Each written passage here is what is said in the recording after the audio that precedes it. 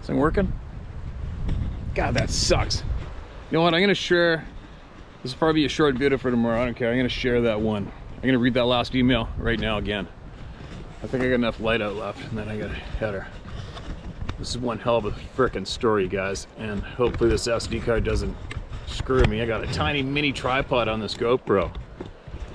I'll master this a little better as we're going the next couple weeks, right? Now,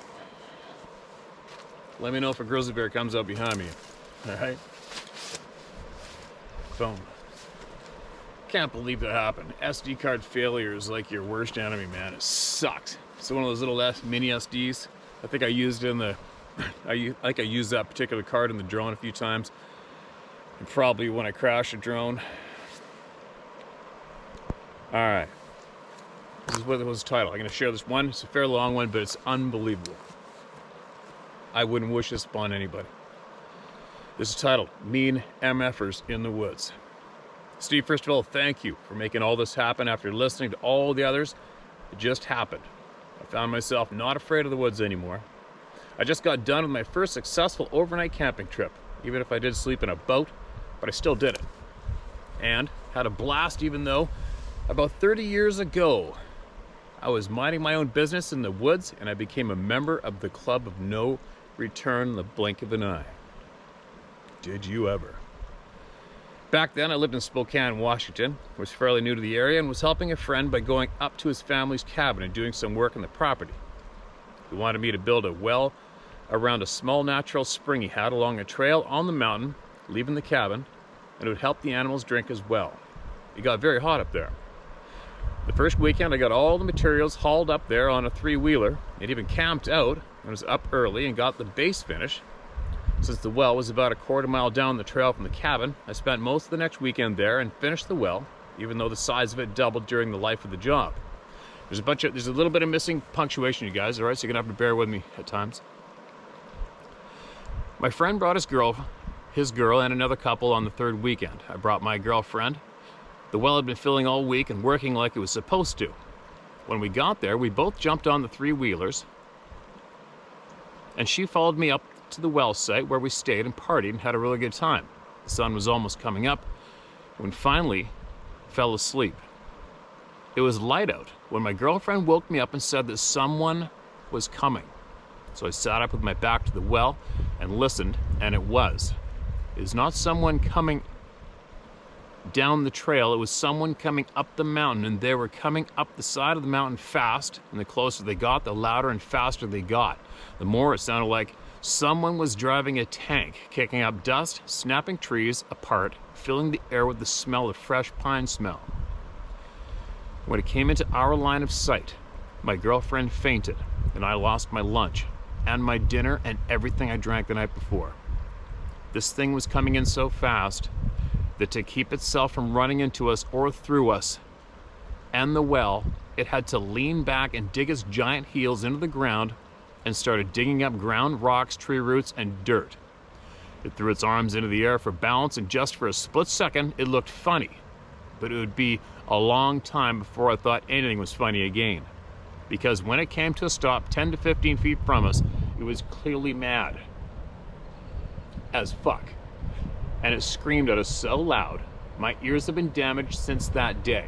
It felt like it tore apart every nerve ending in my head. It went to a spot somewhere behind my eyes that I still feel to this day.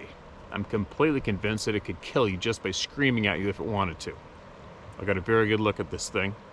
I was close enough to feel the exhale from its nostrils. They were every bit as big as 16-ounce tallboy can of beer. It was covered in jet black hair, except it's on its face, parts of its chest, and a bunch of little spots all over it from smashing through the woods, no doubt. It had veins the size of hot dogs running down its neck and arms, clearly visible in the air, under the hair. The chest and face and palms of his hands were grayish black. It was every bit of 10 feet tall. Its teeth were the size of playing cards. I shit you not. They're mostly yellowish white in the middle, but shrouded in black. Then it took one step to the side, and it was at the three-wheelers, where it swatted the closest one to it, sending it smashing against the trees on its way down the mountain. This thing reminded me of Eddie Munster, how his hair came to a point in the middle of his forehead. It was pure muscle. It looked like the Hulk. When I came out of the woods, my girlfriend fainted. I lost my lunch and dinner and everything I drank the night before. But she woke up and tried to shoot it with a small charge of mace that was on her keychain in her purse. And instead of hitting it, she shot me right in the face with it.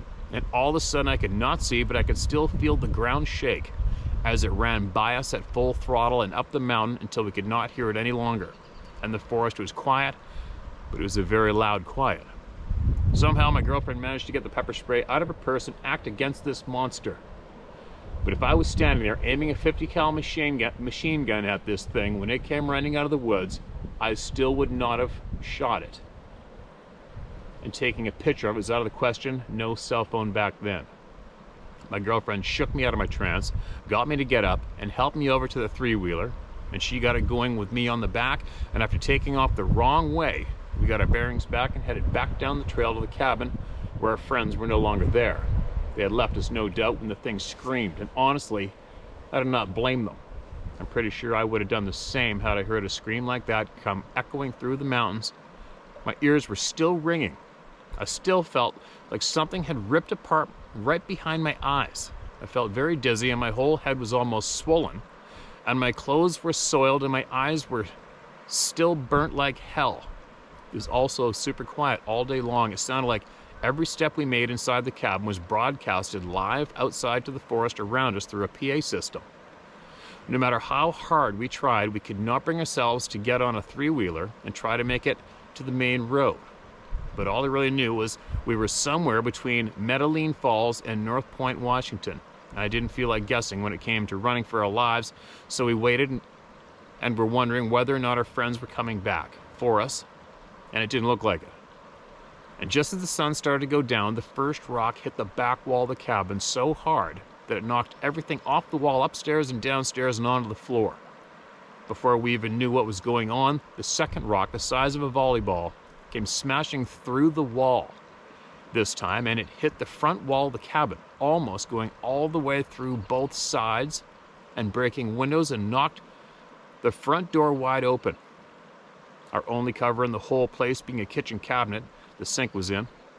So not only was he back, he brought a friend. We could tell by the force of the rocks hitting the wall that there were two of them. We could also hear them move around and talk gibberish to each other. We never actually saw him again, but there was no mistake that he was there. During the day, we were racking our brains trying to figure out what we did to piss this big ugly motherfucker off. Did it have something to do with the well? Were we too drunk and loud? Was our fire too big?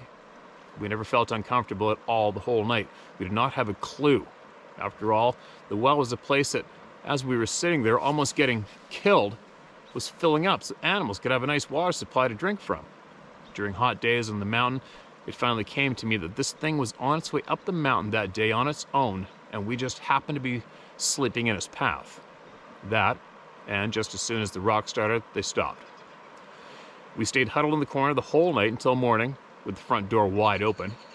At first light, my friend showed back up without his girlfriend, but he had 5 of his local friends with him, and according to him, they were all armed to the teeth. Yeah, right, I thought. I saw 2 deer rifles, 2 shotguns, and a .45. To them, that was armed to the teeth, in their book, but not mine.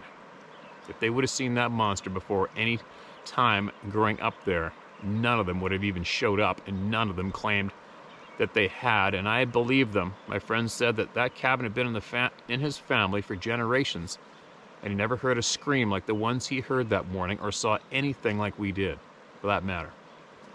When I got back to Spokane that night, I was afraid to live in that city again, and was making plans to leave back to Phoenix as soon as possible. We tried talking to each other about it in the next few weeks, but it was like we saw and heard different things. I could tell we were already growing apart in that short time we were back. I bought myself a 50 cal Desert Eagle to carry around until I could get out of town with, and bought my girlfriend a 9mm Glock. And 3 weeks after that, I got a call at work from detectives, and was almost ordered home because my girlfriend, the one the one who hardly felt fear like I did, who helped me out of the woods, who acted against that thing, who tried to protect me from a monster, shot herself while I was at work with the gun I had bought her. That sucks ass. Her family, friends, and everyone she tried to warn laughed in her face. But like I said, Steve, all of that has been lifted off my shoulders a little bit at a time with each encounter you shared with us, until one day, not too long ago, was just gone. And I know it's just a start, but like I said, I've already been camping in the wilderness overnight, and I have more plans to do so, including moving back to Spokane because I loved it up there. Thanks again, Steve. Feel free to use my name, because after that weekend, I never gave a shit what any fucking buddy ever thought of ever again.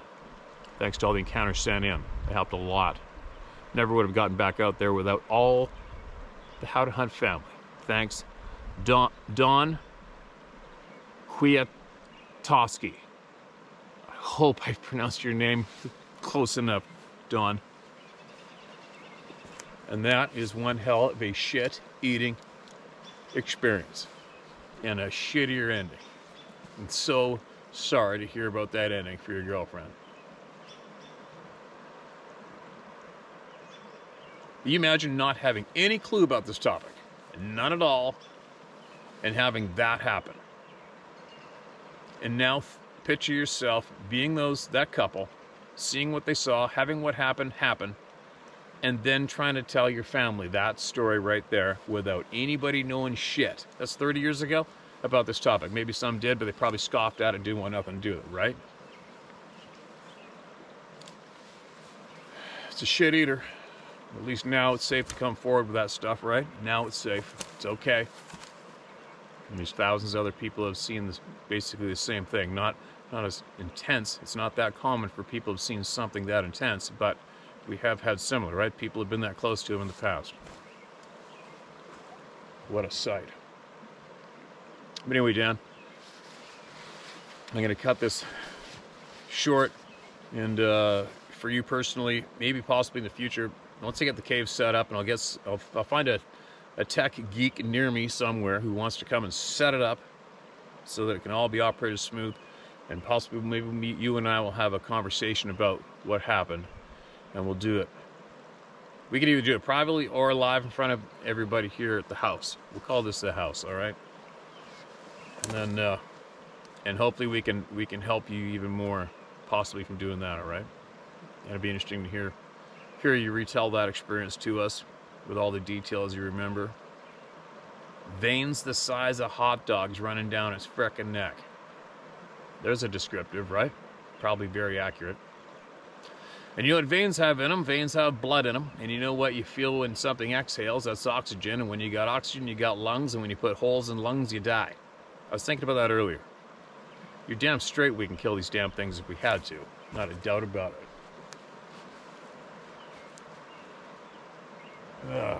Anyway, I'm going to carry on. I'll show you guys a bit of the view that I already showed you, even though it's a lot less light out now. And then I'll go back, see if I can edit this up, get it loaded on the phone for tomorrow's launch. And while you guys are watching this, I am hiking in the coastal mountains of British Columbia in snow and big timber looking for 5 trail cameras. And I'll bring you along with me then. And then after that, I'm going to start heading north. And I'm probably going to drive about 8 hours. And I will probably end up in McBride, British Columbia. And then I'm going to show you more. And then I'm going to carry on. And then I'll probably end up in Prince George. And then I'll probably end up in Chetwynd, Hudson Hope, near Dawson Creek, Fort St. John. And in all of those remote areas around and in between. So there. Here we are. So that outro video that I put on the video sometimes, the fishing rod film with the drone, that was just up and over that hump over there. Just over there, maybe another mile up. And then up on the right is where we heard that something bonked in the timber that one morning when I was steelhead fishing. It's the Squamish River. Anyway. There you go. Short, but that story deserved all the attention, I feel, from all of you this time out, right? Now, here I go. Hopefully this works, and you guys will be watching this tomorrow. and I'll be back.